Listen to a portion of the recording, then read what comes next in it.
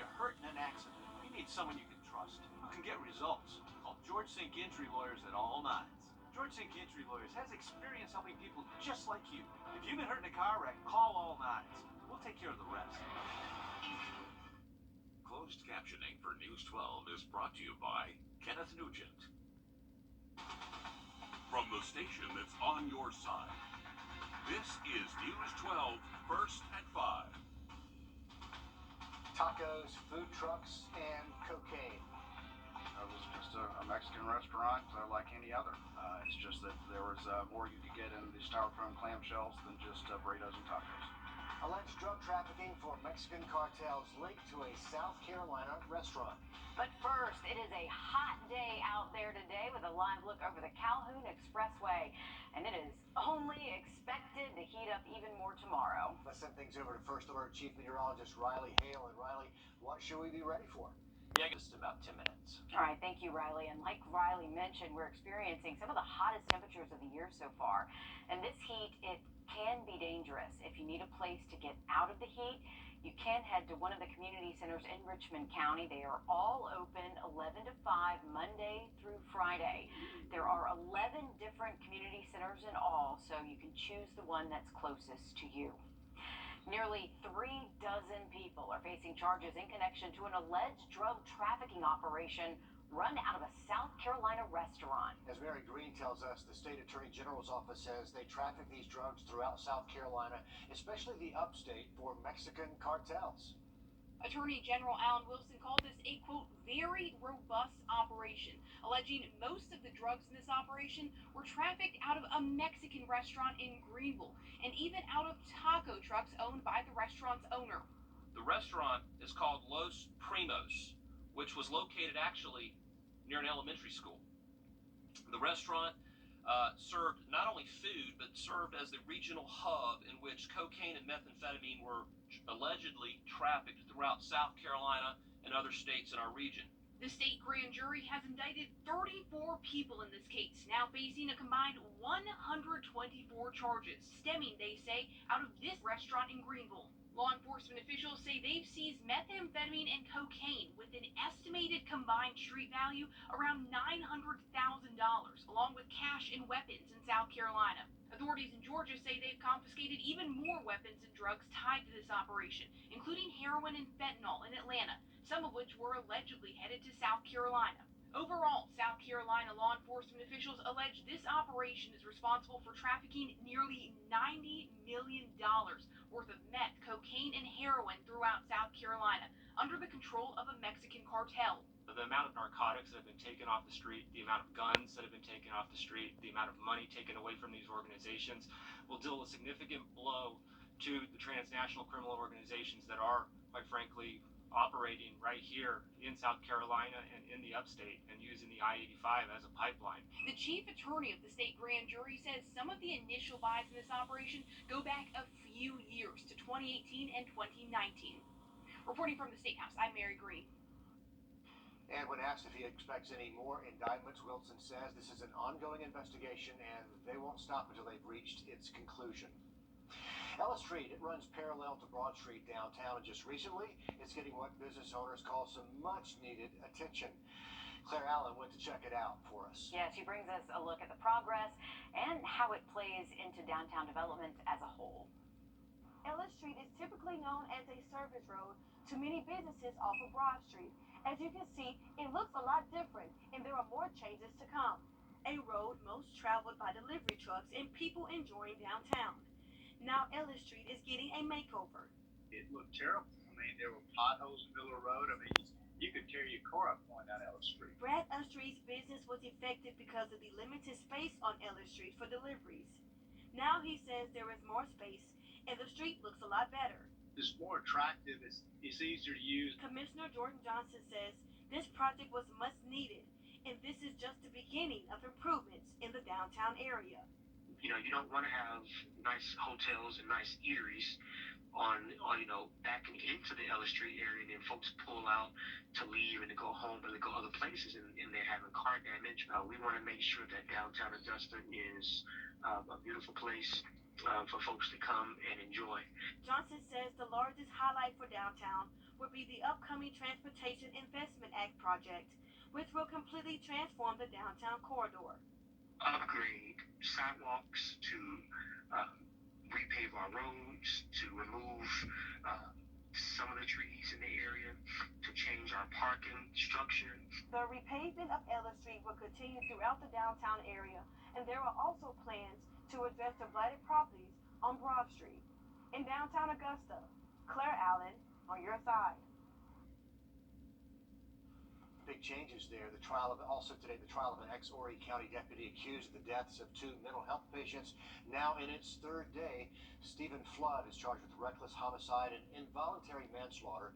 He was transporting the patients to behavioral health centers and prison in a transport van when it was swept away by floodwater in Marion County. This happened back in 2018.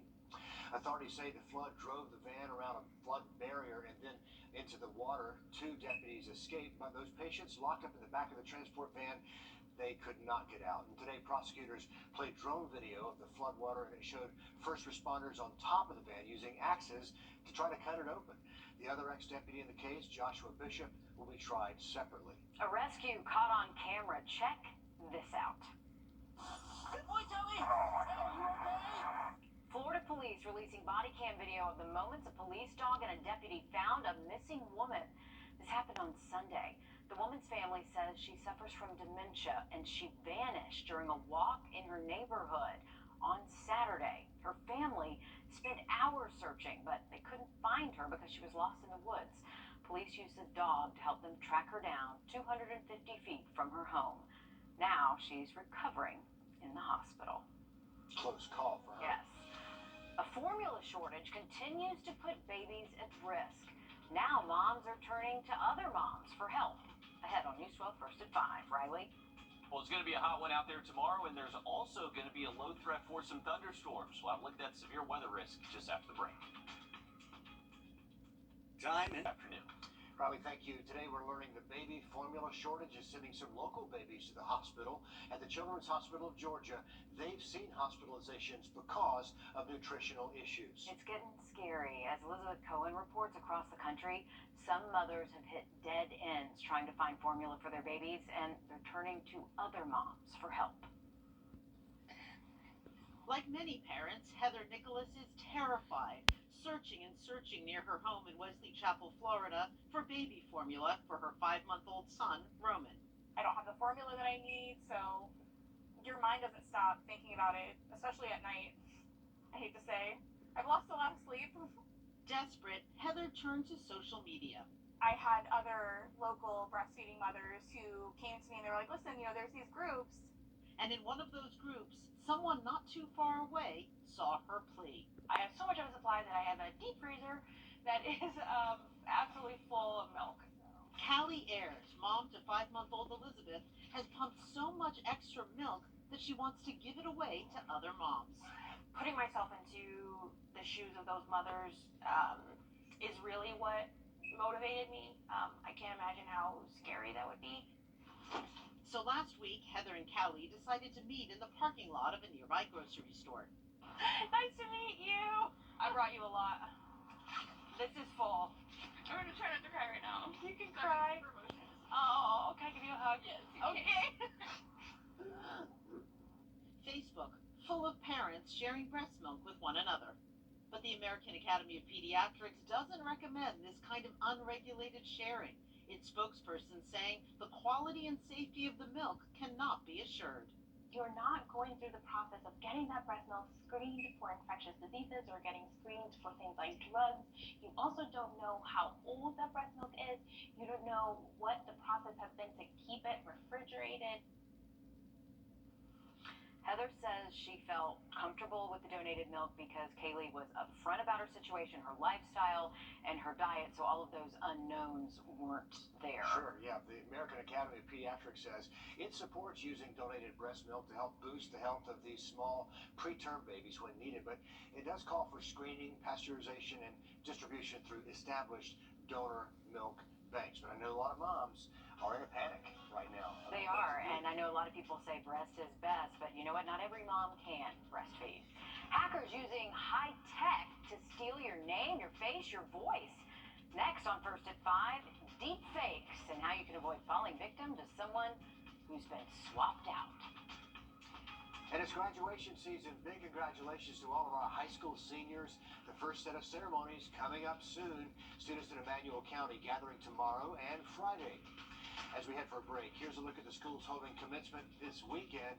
And again, congrats to the class of 22.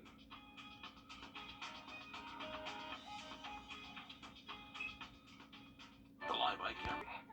Realistic videos of people doing and saying things that never happened are becoming way too easy to create. And it's not just celebrities and influencers who have to watch out. Our national consumer investigator, Rachel DePompa, found hackers are targeting average people. And she spoke with experts about how you can avoid falling victim to someone who's been swapped out. Most of us have tried a filter on social media while recording a video. It's a small example of what artificial intelligence can now do. Deepfakes are made using a powerful version of that AI to manipulate photos, audio, and video in increasingly believable ways. The technology is even at your fingertips. There are apps on your phone that will put your face on someone else, or even put you in a famous movie. Deepfakes use a form of artificial intelligence called deep learning. That's a technology that mimics how humans think and learn. That's why deep is part of the name. One of the only organizations we found tracking deepfakes is the Dutch company Sensity. According to its study, since 2018, the number of expert-crafted videos has been doubling every 6 months. Kyle Hawkins is an insurance agent in Virginia. Thank you, Eva Morse and Erica Coyne, HFX, for the return on the investment. In this video, it appears he's talking about Bitcoin investments. Several of his friends got the video sent to them after Hawkins says his Facebook and Instagram were hacked. The problem? Kyle Hawkins says he never made this recording. Erica Coyne, HFX, for the return on the investment. Sounds like you. Sounds like 10,000. I encourage everybody to do the same. This is a conversation one of Hawkins' friends said they had with the person controlling the hacked account. The hacker pushing Bitcoin mining, the friend writing, "I didn't realize your account had been hacked." The hacker writing back, WYM, which commonly stands for what you mean, then sending the video. Thank you, Eva Morse and Erica Coyne, HFX, for the return on the investment. It's scary, it really is. Like I said, it sounds like me and it looks like me. But this is not you. It's not me. Ben Coleman is CEO of Reality Defender, which works with government agencies and other companies scanning images, video, and audio to help them detect deep fakes. Face-swapping are deepfakes. Some of them are funny, and some of them are used completely for fraud. So anyone and everybody not only can create deepfakes, but can also be at risk of the use of deepfakes. Reality Defender is working to create a browser extension and website to help you spot deepfakes from your personal computer. There is a bill introduced last year in Congress that would require the Department of Homeland Security to establish a deepfake task force. And while we wait for online solutions and lawmakers to catch up with technology, Ben Coleman says there are a few things you can do. If you see a video and something seems off, flag it with the platform you are using. Make sure you know who you are talking to on social media. And if you're unsure, pick up your cell phone and call that person. And when it comes to spotting deepfakes, researchers at MIT say, look at the facial features on a video. Watch how the eyes and lips move. Is the skin too smooth or too wrinkly? Look for abnormal shadows. And don't click on any links that are associated with a video you question. For Investigate TV, I'm Rachel DePompa. Well, Facebook has a policy against misleading, manipulated videos. In 2019, the company started a deepfake detection challenge, asking the experts in the field to help create ways to easily find these phony videos, but they are out there everywhere. And they look real. Wow, thanks for the warning. The U.S. women's soccer team pulls even with the men's team when it comes to pay. The new pay structures run through 2028. Along with guaranteeing equal pay, the two teams will pool prize money for the FIFA World Cup, and that money will be doled out equally. Just 3 months ago, a group of top players for the women's team settled a gender discrimination suit against U.S. soccer. The women have won the FIFA World Cup 4 times, while the U.S. men have never won the event. Well, it's going to be getting hot tomorrow, upper 90s, a little bit cooler heading into the weekend, but better storm chances this weekend, both Saturday and Sunday afternoon. Have another look at the 7-day just after the break. Butch Miller. My career is focused on helping the injured because I can relate to that. I don't just sympathize. I know how all it takes is a single second to change your entire life. Being an attorney isn't just a job for me, it's who I am. My name is Fatima Zaidan, and I'm an attorney at the Eichholz Law Firm. I get it. I've been there, and I'm dedicated to fighting for you. Coin collectors and enthusiasts.